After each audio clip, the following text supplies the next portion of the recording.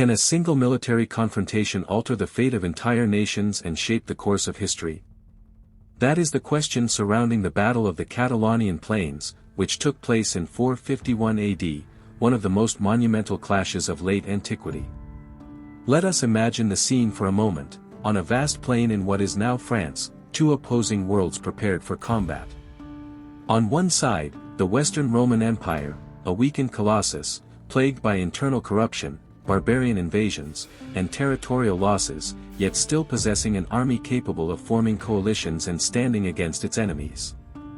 Opposite them stood the most feared force of the 5th century, Attila's Huns, swift riders, relentless archers, nomads whose very name inspired terror from the eastern borders of Europe to the gates of Rome itself.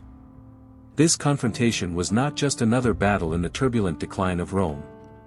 It was a true historical turning point. Until that day, many believed Attila was invincible, a leader who knew no defeat and whose expansion seemed unstoppable. But the Catalaunian plains proved that even the scourge of God could be contained. This clash not only saved Gaul from falling under Hunnic yoke but also delayed the final collapse of Rome and allowed the future political structures of Europe to be built upon the Roman and Germanic heritage. In this episode, we will delve into the untold details of that battle. We will see how an empire in decline managed to gather allies who, at other times, had been mortal enemies. We will discover the tactics employed by the Romans and Visigoths to resist the Huns' power. And we will analyze how Attila's sudden death and the disintegration of his empire just 16 years after the battle permanently changed the fate of the European continent. History does not always move in a straight line, sometimes it depends on a single day, a key decision, a brutal confrontation. And in 451, on the Catalaunian plains, the future of Europe hung by a thread. To understand the magnitude of the Battle of the Catalaunian Plains, one must first situate it in its historical context, the Western Roman Empire of the 5th century. Gone were the days of glory when Rome dominated the Mediterranean with near absolute power. By 451 AD, the Western Empire was little more than a shadow of its former self. Internal crises devoured it slowly, weak emperors, administrative corruption, courtly power struggles, and an aristocracy more concerned with defending its privileges than sustaining the state. The Roman economy was in ruins.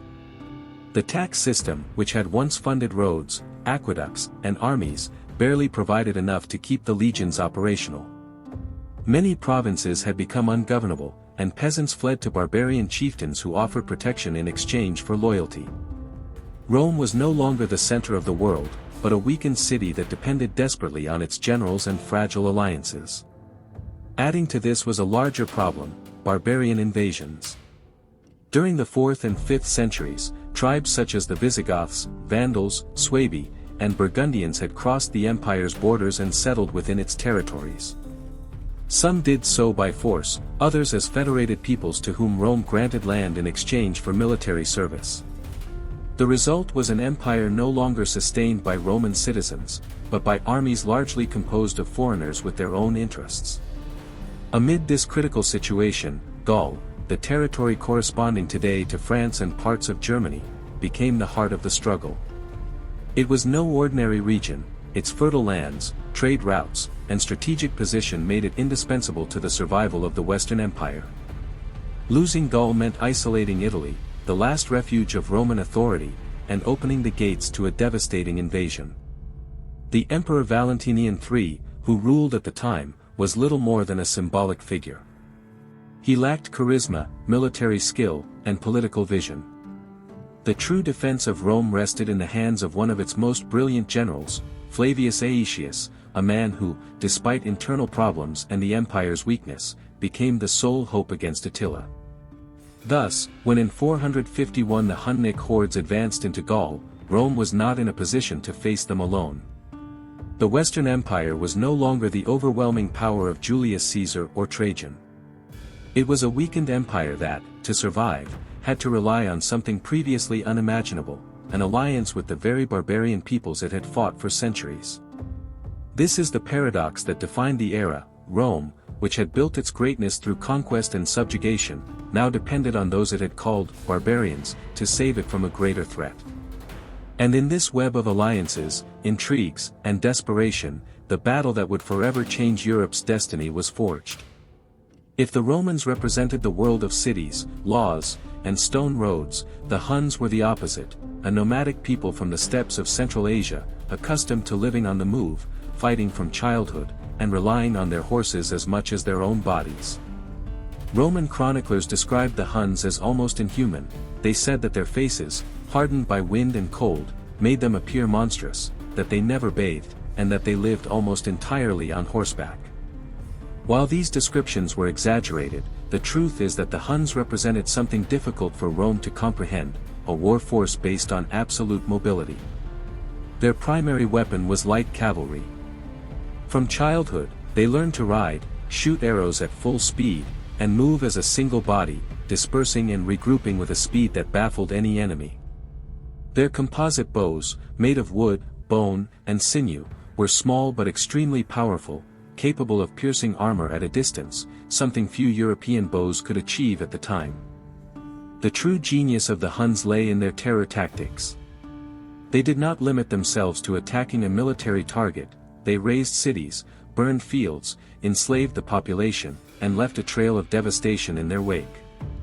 It was not just war, it was a spectacle of fear designed so that the next cities would surrender without resistance. Wherever the Huns rode, panic spread faster than they did.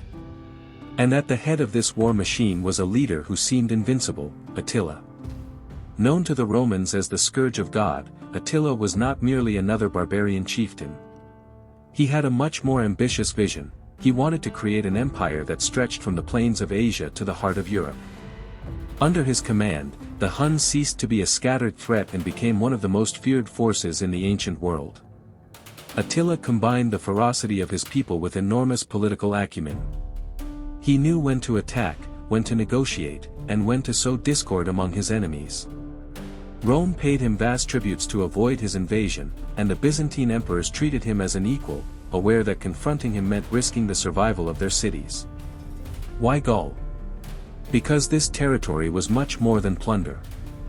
It was the economic and agricultural heart of the Western Empire, a fertile region crossed by rivers and trade routes. Conquering it meant isolating Rome, weakening it to the limit, and perhaps opening a direct path to the Eternal City itself. But behind these strategic reasons lay an even greater ambition, consolidating his power over the entire European continent. Attila was not content with tributes or isolated victories.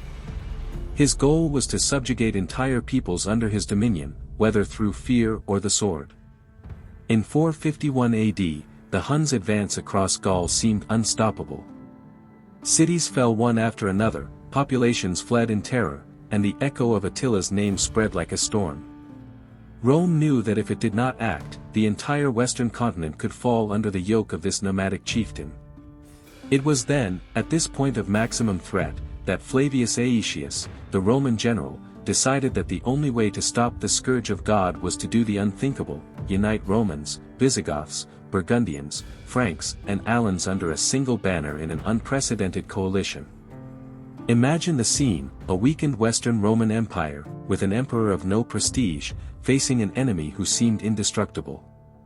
Under these circumstances, General Flavius Aetius, nicknamed the last of the Romans, understood that trying to stop Attila with Rome's own forces was madness.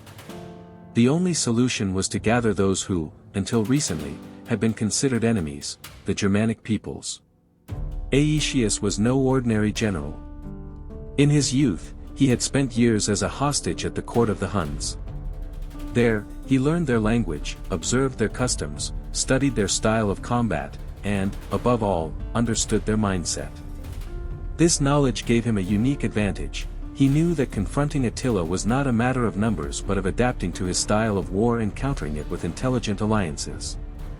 Aetius used that experience to present himself not as an arrogant Roman commander, but as a pragmatic negotiator.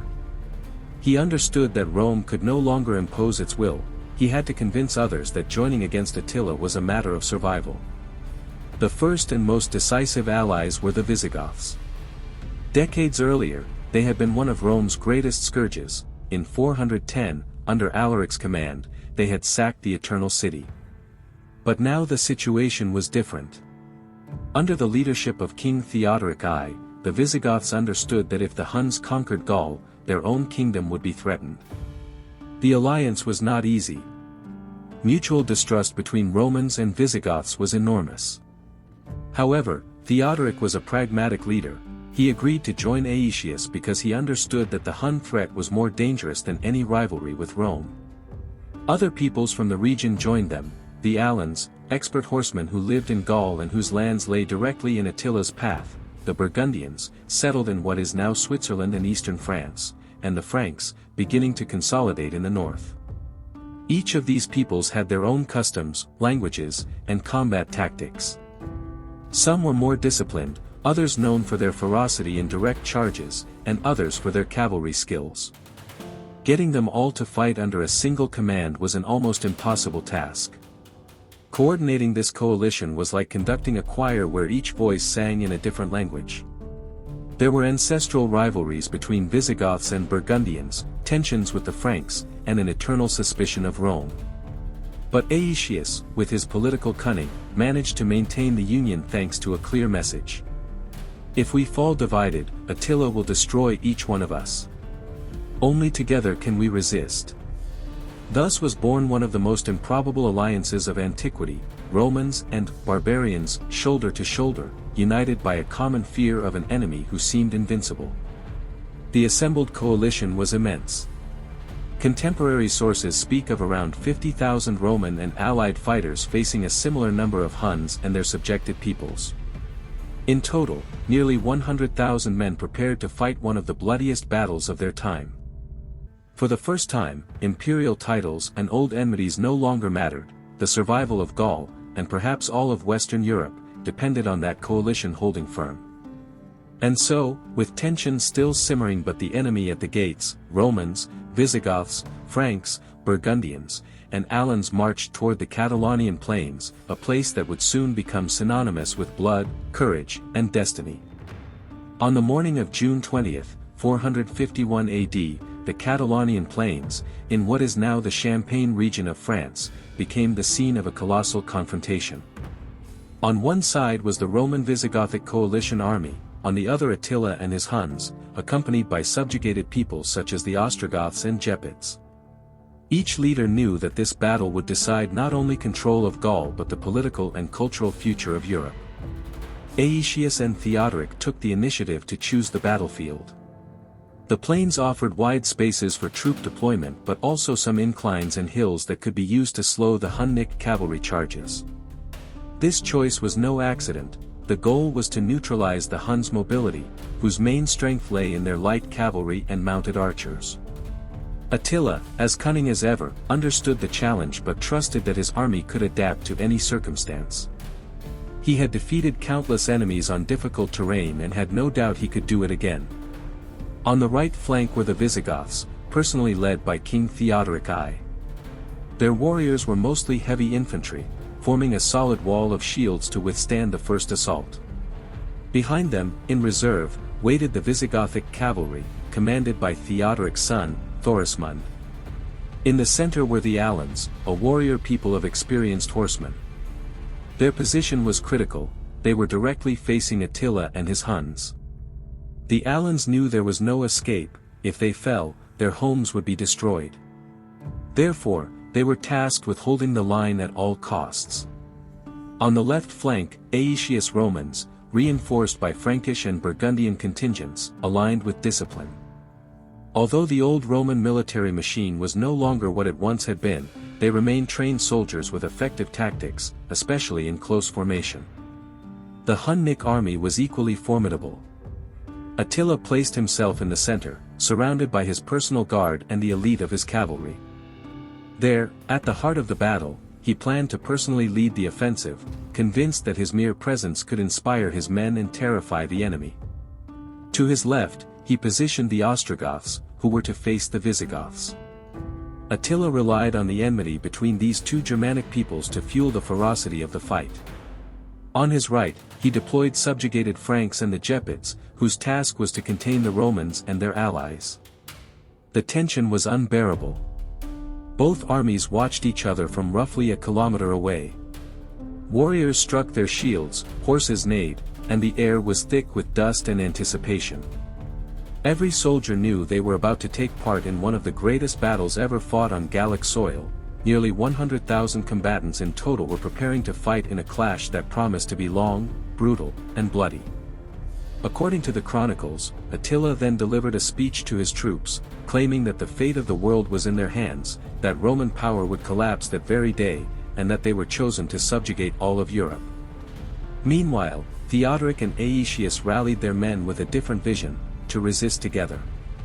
"Today we do not fight for Rome or the Goths," they said, "but for our families, our lands, and our freedom." Thus, with the summer sun illuminating the plains, the drums of war began to sound. The battle was about to erupt. The sun had barely begun to descend toward the horizon when Attila gave the order that unleashed hell on the Catalaunian fields. Thousands of Hunnic horsemen, known for their speed and precision, charged forward with a deafening roar. The thunder of hooves striking the earth made the ground vibrate as if an earthquake swept across the plain. It was a sound that had inspired fear from the steppes of Asia to the gates of Constantinople. In the center of the battlefield, the Alans were the first to face the assault. Under a rain of arrows fired with incredible skill from Hunnic composite bows, Alan horsemen and warriors staggered. Many fell pierced by projectiles before even reaching close combat. Yet they fought with the ferocity of those defending their own homes. Though they retreated, they did so slowly, trying not to break the line. The Huns did not stop. After the arrow volley, their heavy cavalry collided with the Allied center. The impact was devastating, and for a few moments, it seemed that the Roman and Visigothic lines might be completely overrun. On the right flank, King Theodoric I held his men firm, forming a wall of shields. Every charge from the Ostrogoths, Attila's allies, was met with sword and spear blows that kept the line cohesive. Theodoric, already aged but still vigorous, rode among his ranks, urging his warriors to hold. Behind him, his son Thorismund waited with the Visigothic cavalry. He knew the moment to charge would come, but he must not rush. The frontal clash had not yet been decided. On the left flank, Aetius Romans withstood attacks from the Gepids and Franks allied with Attila. Though outnumbered, the legionaries maintained discipline. With their large shields and spears, they formed an almost impenetrable barrier. For every rain of arrows, they responded with an organized counterattack. The Roman and Burgundian archers positioned behind them launched projectiles that managed to thin the Hunnic troops. The exchange was fierce. Arrows, spears, and javelins crossed the sky, while the heavy infantry awaited the inevitable moment of direct contact. What seemed like a frontal clash was part of Attila's master plan. After the initial impact at the center, he ordered part of his cavalry to move toward the flanks, attempting to encircle the enemy. His strategy was to open a breach in the center with the Huns while simultaneously overwhelming the Visigoths and Romans from the sides. For a moment, the coalition appeared to falter. The Alan center retreated dangerously, and the flanks began to be pressed more heavily. Many believed the battle was about to decisively tip in favor of the Huns. But the Allies did not yield. The Alans, despite their losses, managed to hold the Huns long enough for the Roman and Visigoth lines to regroup. The enemy's rain of arrows was countered by coalition archers, who, protected behind shields, fired back. The battlefield became an indescribable chaos, thousands of men fighting amid clouds of dust, war cries, and the metallic clamor of clashing weapons. No one knew with certainty where their own line ended and where the enemy's began. The fight raged for hours. The Huns pressed, the Visigoths responded, the Romans held. And amid the confusion, an unexpected turn prepared to shape the course of the combat, the death of a king.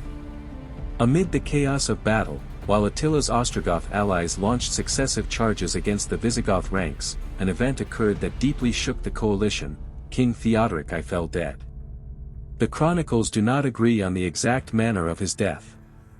Some say he was pierced by an enemy arrow while encouraging his men from the front line, others claim he fell from his horse and was trampled among his own in the melee. What is certain is that, upon seeing their king fall, the Visigoths erupted in fury. News of Theodoric's death quickly spread across the allied right flank. For a moment, chaos threatened to create a breach. The Visigoth warriors wavered, torn between despair and rage. For many, the battle seemed lost.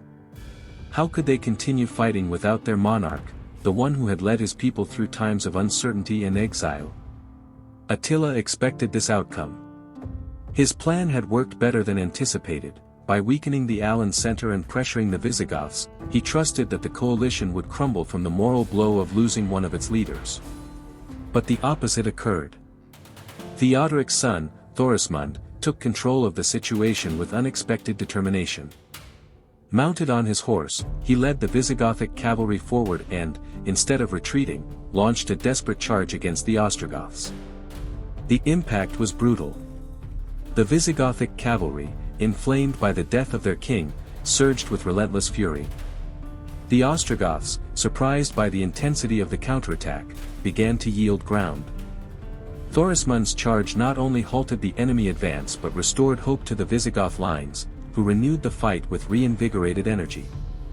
At the same time, Aetius' Romans took advantage of the confusion to press more forcefully on the left flank. Arrows and javelins continued to fall in masses, but the Roman formations held firm, advancing slowly and forcing Attila's Gepid and Frank allies to retreat. The coalition, which had seemed on the brink of collapse, regained control of the battlefield. The Alans, reinforced by the Visigoth push, managed to hold the center, while the Hunnic attacks began to lose intensity. From his position at the center, Attila watched with growing frustration. He had counted on Theodoric's death to demoralize his enemies, but instead, it had ignited an unstoppable fury within them. For the first time in a long while, the Scourge of God saw his tactics fail to bend an opponent. Yet Attila did not give up. He ordered new charges, attempting to break the central line, but the coalition held its cohesion. The battle raged for hours, from afternoon until nightfall, in a whirlwind of blood, dust, and confusion.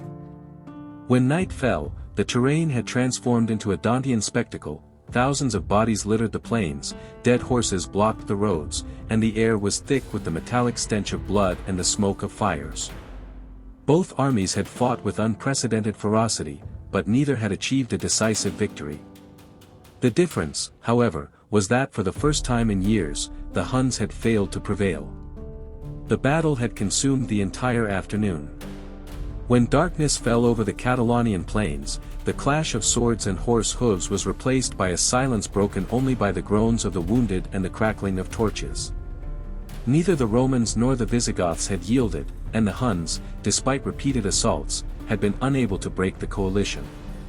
At first light the next day, the battlefield revealed an unimaginable scene of destruction. Tens of thousands of bodies, Huns, Romans, Visigoths, Ostrogoths, and Alans alike, lay lifeless across the plain. Mud mixed with blood covered the ground, and the stench of death spread for miles. Contemporary chroniclers described that dawn as an apocalyptic vision, piled corpses, mutilated horses, and broken weapons turning the place into an open-air graveyard. The spectacle testified not only to the ferocity of the fighting but also to the high price both sides had paid. Faced with the magnitude of the losses, Attila gathered his generals. He knew that insisting on further combat could prove fatal. Though his Huns were still formidable, the army was exhausted, their Germanic allies demoralized, and the aura of invincibility seriously damaged. In a surprising maneuver for those who had considered him unstoppable, Attila chose a strategic retreat. He withdrew his troops to his fortified camp and from there began the return toward the Danube region, his power base. It was not a crushing defeat in the classical military sense, his forces were not destroyed, but it was a moral and political defeat. For the first time, Attila had been contained. The coalition of Romans and Visigoths had proven that his power was not unlimited. Meanwhile, Aetius, the Roman general, faced a complex dilemma. His Visigothic allies, now led by Thorismund after the death of Theodoric, pushed to pursue and annihilate the retreating Huns. However, Aetius hesitated. He knew that if the Huns were completely destroyed, the power of the Visigoths would grow too great, becoming a future threat to Rome. Thus, the Roman general allowed Attila to escape. It was a calculated decision, thought out more in terms of maintaining the balance of power than seeking military glory.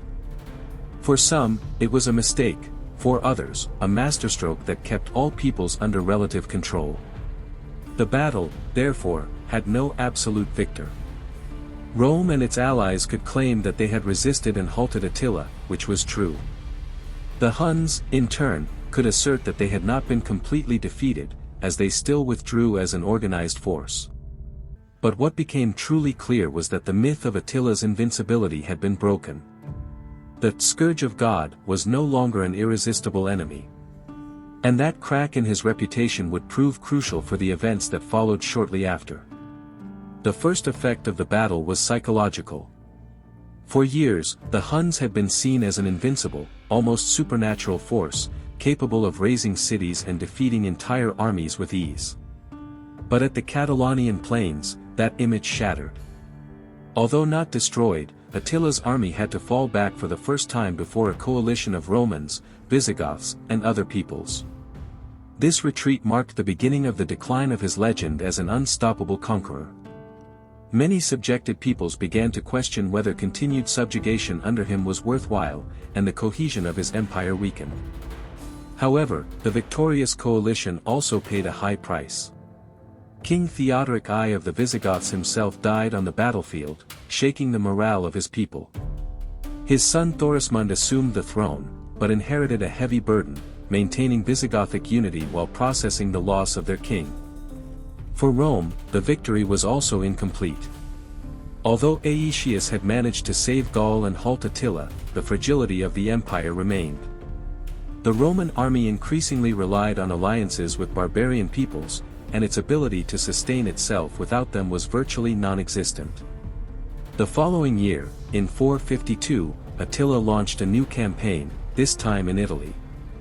He advanced through the northern peninsula, razing entire cities, demonstrating that he was still capable of spreading terror.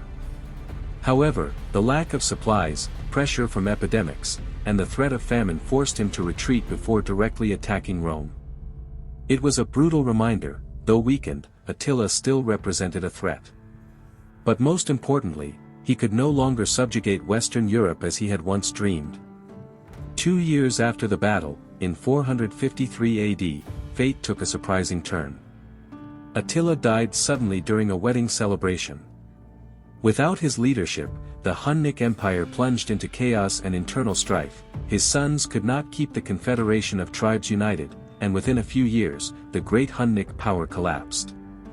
Thus, in less than 2 decades after the battle, the scourge of Europe had almost entirely disappeared, leaving a power vacuum that would be filled by other Germanic kingdoms. Beyond the immediate outcome, the Battle of the Catalaunian Fields left a lesson that would resonate for centuries: unity in the face of a common enemy could change the course of history. Romans and Visigoths, enemies for generations, had cooperated and resisted together.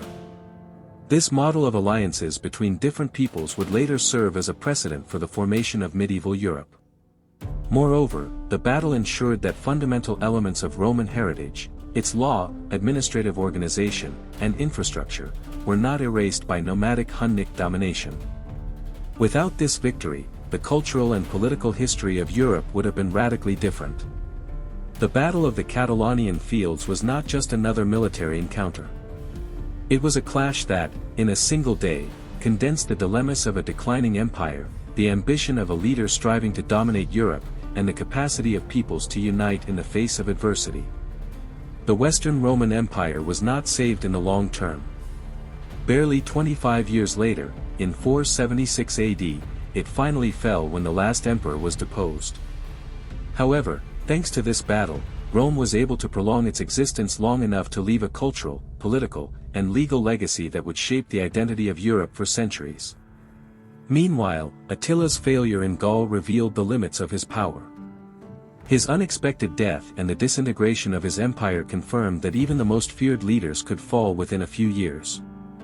The scourge of God entered history, but not as the absolute conqueror of the West, rather, as the leader whose threat united peoples who would never have fought side by side. Today, when we look back, the Catalaunian Fields remind us that history is not written solely by the strength of armies, but also by the decisions, alliances, and moments when peoples overcome their differences to face a common challenge. And here arises the great question: what would have happened if Rome and the Visigoths had failed that day? Would Europe have been born under Hunnic rule, completely changing the course of Western civilization? We will never know the answer, but what is certain is that, thanks to that battle, the continent took a different path.